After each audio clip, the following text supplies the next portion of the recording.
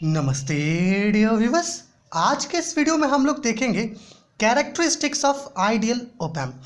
देखिए मेरे प्यारे व्यूअर्स, पिछली वीडियोस में हम लोगों ने देखा कि ओपैम्प अर्थात ऑपरेशनल एम्पलीफायर क्या होता है ना। उसका डायग्राम देखा हम लोगों ने, सर्किट डायग्राम, है ना। वहाँ हम लोगों ने देखा कि ओपैम्प के पास टोटल 5 टर्मिनल्स होते हैं, जिनमें से 2 इनपुट टर्मिनल होता है, 2 पावर सप्लाई के लिए होता है और एक आउटपुट टर्मिनल होता है। मेरे प्यारे व्यूअर्स, आइडियल ओपैम्प क्या है?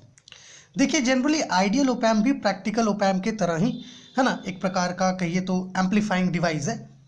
इसमें भी मल्टी स्टेज डिफरेंशियल एम्पलीफायर्स लगे हुए होते हैं। बस साथियों, डिफरेंस इतना है कि थोड़ा सा जो कैरेक्टरिस्टिक्स है आइडियल ओपैम्प का वो डिफरेंट होता है as compare to practical op amp, जो हम लोगों ने पिछली कुछ वीडियोज़ में भी कंपेयर किया था। तो साथियों, हम लोगों ने टोटल 8 पॉइंट्स बनाए हैं कैरेक्टरिस्टिक्स के रिगार्डिंग आइडियल ओपैम्प के, जो आपके सामने है। इनको हम लोग बारी बारी से समझते हुए डिस्कस करेंगे। उसके पहले मेरे प्यारे व्यूअर्स, यहाँ पर आप देखिए, ये एक्चुअली एक एसी इक्विवेलेंट सर्किट है आइडियल ओपैम्प का, जहाँ पर मेरे प्यारे व्यूअर्स ये जो है ये आपका इन्वर्टिंग टर्मिनल है, इसको हम लोग V1 ले लेते हैं। ये वाला नॉन इन्वर्टिंग टर्मिनल, चलिए इसको V2 ले लेते हैं। ओके, यहाँ पर जो आप ये रेजिस्टेंस लगा हुआ देख पा रहे हैं, ये एक्चुअली में रेजिस्टेंस नहीं है ना, आप ऐसा कह सकते हैं कि ये एक्चुअली में रेजिस्टेंस भी है ना, इम्पिडेंस भी कह सकते हैं हम लोग इसको, चूँकि मेरे प्यारे व्यूअर्स रेजिस्टेंस भी इसको कहा जाता है ना, इनपुट रेजिस्टेंस और इनपुट इम्पिडेंस भी कहा जाता है। तो हम लोग यहाँ पर इम्पिडेंस लेकर के चल रहे हैं, बहुत लोग इसको इनपुट रेजिस्टेंस लेकर के चलते हैं, तो हम लोग इम्पिडेंस लेकर के चल रहे हैं। तो ये जो आप देख रहे हैं ये है आपका इनपुट इम्पिडेंस। ओके, ये आपका यहाँ पर आउटपुट है और यहाँ पर जो है एक आउटपुट इम्पिडेंस कनेक्टेड होता है। ओके, तो ये क्या है, एसी इक्विवेलेंट सर्किट है किसका, आइडियल ओपैम्प का। ओके, और यहाँ पर जो डिफरेंशियल वोल्टेज है, differential input voltage that is VD, ये इक्वल होता है V2 माइनस V1 से, है ना, क्योंकि डिफरेंशियल एम्पलीफायर एक प्रकार से मल्टी स्टेज डिफरेंशियल एम्पलीफायर से मिलकर के ही बना हुआ है। तो यहाँ पर जो डिफरेंशियल इनपुट है वही इस ओपैम्प के अंदर जाएगा। अब चलिए थोड़ी कैरेक्टरिस्टिक्स जो है हम लोगों ने मेंशन किया है, इसकी बात कर लेते हैं। मेरे प्यारे व्यूअर्स, सबसे पहले हम लोगों ने लिखा है इनफाइनाइट ओपन लूप गेन, मतलब जो आइडियल ओपैम्प है उसका जो ओपन लूप गेन है ना, जो वोल्टेज गेन है वो इनफाइनाइट है।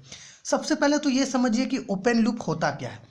मेरे प्यारे व्यूअर्स, ये जो सर्किट आप देख रहे हैं ये सर्किट है ओपन लूप सर्किट, है ना, वैसा सर्किट जिसमें हम लोग आउटपुट से कुछ फीडबैक लेकर के इनपुट को ना दे रहे हो, उस प्रकार के सर्किट को हम लोग कहते हैं ओपन लूप सर्किट, है ना। और यहाँ जो गेन होगा उसको ओपन लूप गेन। ओके, लेकिन वही मेरे प्यारे व्यूअर्स, अगर हम लोग कुछ फीडबैक आउटपुट से लेकर के इनपुट को दे रहे होते तो वो क्लोज्ड लूप वोल्टेज गेन होता और यहाँ पर सर्किट क्लोज लूप हो जाता, है ना। लेकिन यहाँ पर क्या है, ओपन लूप गेन होगा इस ओपैम्प का, क्योंकि यहाँ पर हम लोग कोई फीडबैक इनपुट को नहीं दे रहे, है ना।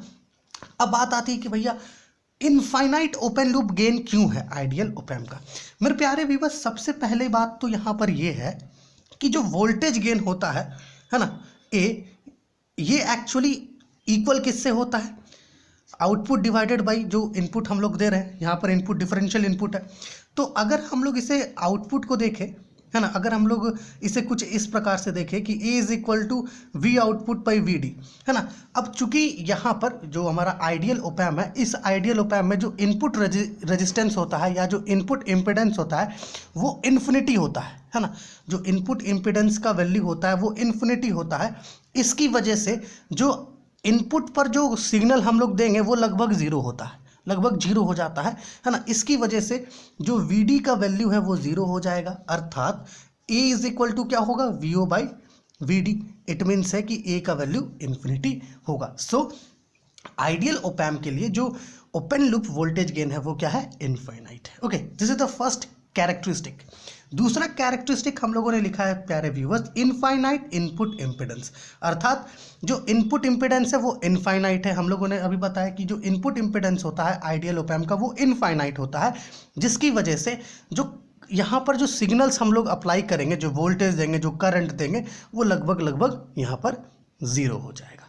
ओके, अगर हम लोग ओम्स लॉ के अकॉर्डिंग इसको चेक करना चाहें कुछ इस प्रकार से कि ओम्स लॉ क्या कहता है कि V डायरेक्टली प्रोपोर्शनल होता है I पर, अर्थात V is equal to IR होता है, कुछ इस प्रकार से कह सकते हैं, है ना। अब यहाँ पर साथियों, यहाँ पर अगर आप देखते हो तो I जो होगा वो क्या होगा, V/R हो जाएगा। तो अब यहाँ पर जो इनपुट रेजिस्टेंस है वो क्या है, इनपुट रेजिस्टेंस वो तो इन्फिनिटी है, तो इन्फिनिटी अगर होता है तो I का वैल्यू पूरा 0 हो जाएगा। ओके, सो यहाँ पर इनपुट इम्पिडेंस जो होता है इसका, है ना, इनपुट रेजिस्टेंस भी कह सकते हैं, वो इन्फिनिटी होता है। Okay, infinite. नाउ यहाँ पर है जीरो आउटपुट, ये वाला तीसरा वाला देखिए, तीसरा वाला क्या है, जीरो आउटपुट इम्पिडेंस। मेरे प्यारे व्यूअर्स, हमने क्या कहा, यहाँ पर एक इम्पिडेंस लगा हुआ होता है जो होता है आउटपुट इम्पिडेंस। आउटपुट इम्पिडेंस जो है हमारा आइडियल ओप एम्प का वो 0 होता है। इससे होता क्या है प्यारे व्यूअर्स कि जो आइडियल ओप एम्प है इसका जो वोल्टेज गेन हो जाता है वो इनफाइनाइट होता है इसकी वजह से, है ना, क्योंकि आउटपुट इम्पिडेंस 0 है ना। साथ ही साथ हम लोग आइडियल ओप एम्प से मैक्सिमम वोल्टेज गेन क्या कर सकते हैं, ऑब्टेन कर सकते हैं इस 0 आउटपुट इम्पिडेंस की वजह से। और यहाँ पर आइडियल ओप एम्प के केस में जो मैक्सिमम हमें वोल्टेज मिलेगा, आउटपुट वोल्टेज, ये इक्वल होता है किससे, जो पावर सप्लाई हम लोग यहाँ पर करेंगे उससे इक्वल होता है मैक्सिमम वोल्टेज। अगला कैरेक्टरिस्टिक्स है प्यारे व्यूअर्स, इनफाइनाइट बैंड वाइडेथ, है ना। देखिए आइडियल ओप एम्प का बैंड वाइडेथ इनफाइनाइट होता है, अर्थात आइडियल ओप एम्प जो है किसी भी प्रकार का, है ना, किसी भी प्रकार के फ्रीक्वेंसी का जो हमारा सिग्नल है उसको एम्पलीफाई कर सकता है ना। मतलब मान लीजिए कि हमारे पास कोई सिग्नल है जिसका जो फ्रीक्वेंसी है वो 0 से इन्फिनिटी हर्ट्ज के बीच का है ना, तो बहुत ईजिली हमारा जो आइडियल ओप एम्प है वो इसको एम्पलीफाई कर देगा, है ना, क्योंकि जो इसका बैंड विड्थ है वो क्या है, इनफाइनाइट है। ओके, इसकी वजह से जो ओप एम्प है वो AC और DC किसी भी तरह के सिग्नल्स को एम्पलीफाई कर सकता है। Okay, this is the fourth characteristic. पांचवा कैरेक्टरिस्टिक क्या है, जीरो ऑफसेट वोल्टेज। देखिए मेरे प्यारे व्यूअर्स, अगर ऑफसेट वोल्टेज की बात की जाए तो जनरली देखिए ऑफसेट वोल्टेज क्या होता है, अगर हम लोग इनपुट टर्मिनल पर किसी भी प्रकार का वोल्टेज ना दे, किसी भी प्रकार का सिग्नल नहीं अप्लाई करें, तब भी आउटपुट पर हमें कुछ वोल्टेज या कुछ सिग्नल मिल रहा हो, तो उस आउटपुट और उस सिग्नल को जो आउटपुट पर मिल रहा है उसको हम लोग कहते हैं ऑफसेट वोल्टेज। ओके, है ना। बट आइडियल ओप एम्प के केस में जो ऑफसेट वोल्टेज होता है वो 0 होता है। अगर हम लोग इनपुट पर किसी भी प्रकार का कोई भी वोल्टेज या सिग्नल अप्लाई नहीं करें तो आउटपुट पर हमें जो है ना, आउटपुट पर जो हमें वोल्टेज या सिग्नल मिलेगा वो 0 ही होगा। ओके, लेकिन प्रैक्टिकल ओप एम्प में ऐसा नहीं होता। प्रैक्टिकल ओप एम्प में क्या होता है, अगर हम लोग इनपुट टर्मिनल्स पर वोल्टेज ना भी दे तब भी हमें यहाँ पर कुछ ना कुछ सिग्नल या वोल्टेज आउटपुट पर देखने को मिलता है, उससे हम लोग कहते हैं ऑफसेट वोल्टेज। अब बारी है किसकी, सिक्स्थ कैरेक्टरिस्टिक की, that is infinite CMRR। CMRR क्या होता है, कॉमन मोड रिजेक्शन रेशियो।